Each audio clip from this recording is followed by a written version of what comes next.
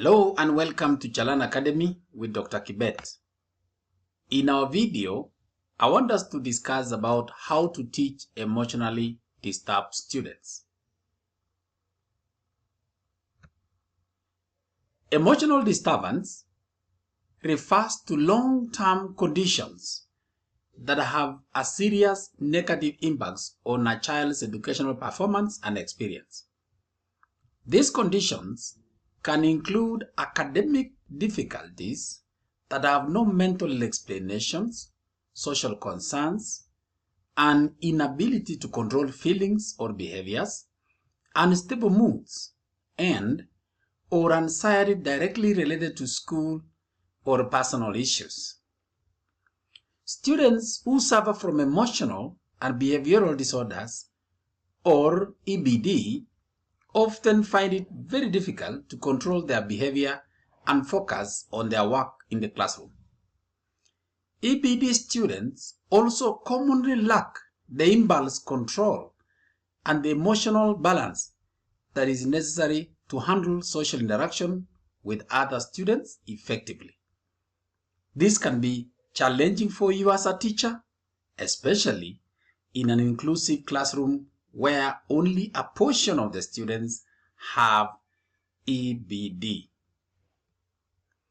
In the following section, I wonder how to look at the effective strategies that you as a teacher can use to deal with EBD challenges.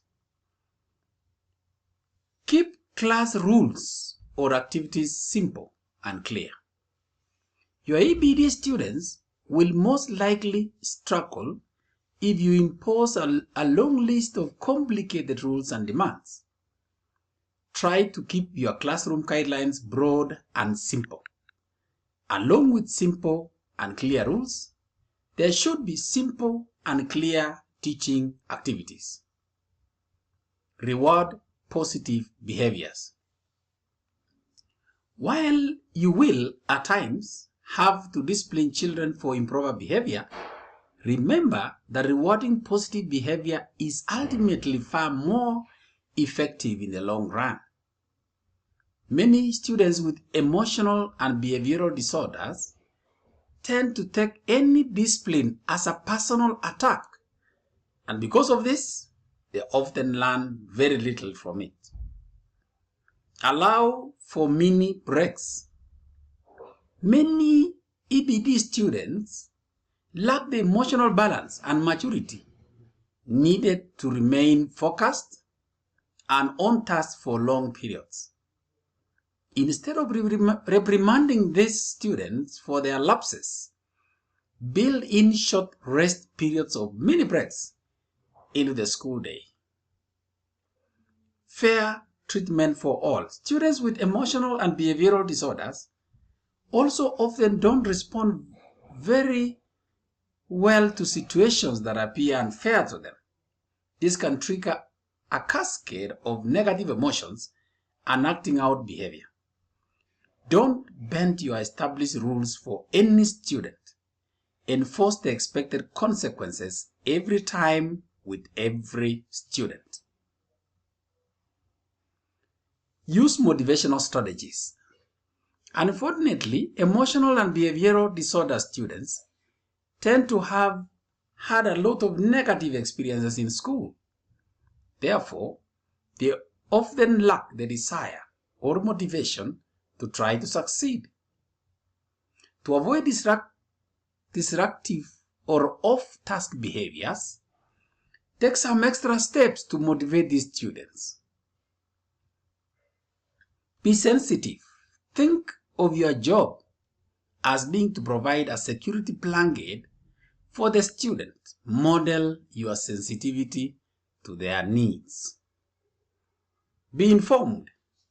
Study and observe the student, if you will. Read Individualized Education Plan, IEP. You also read the Behavior Intervention Plans, BIP, where applicable, and research the disability to further increase your understanding so that you are informed. Be proactive. Knowing triggers that may offset an episode is essential. Always think prevention. Be a team player. Consult and collaborate with parents, students, and other teachers, coaches, etc. to ensure that everyone is on the same page. Working together always enhances a student's chance of educational survival and success. Be an advocate. An advocate for the child's ability to cope with emotional disorder in varied settings. Encourage them to be active. Remind them that they are in control of their behavior, and encourage others to be inclusive. Establish a welcoming environment. Welcome all students to the classroom with open arms and positive regard. Establish early on your classroom is a safe place where everyone is accepted.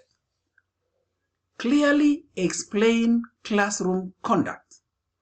Present classroom rules with transparency so there are no questions about what is expected. Describe each rule with a clear example and allow for questions and interactive feedback. Be positive and not punitive. Teach acceptable behaviors by frequently providing models and examples. Positively and consistently enforce rules. Reinforce desirable behaviors with specific and complementary comments. Be respectful and not reproachful. Respond to students as humans with feelings rather than just reacting to the behavior. Respectfully teach appropriate social behavior before pointing a finger. Show tolerance. Pick and choose when you want compliance or give time to cool off. Allow students with emotional disabilities the freedom to participate in their own way. Foster social skills. Weave social skills instruction into your teaching.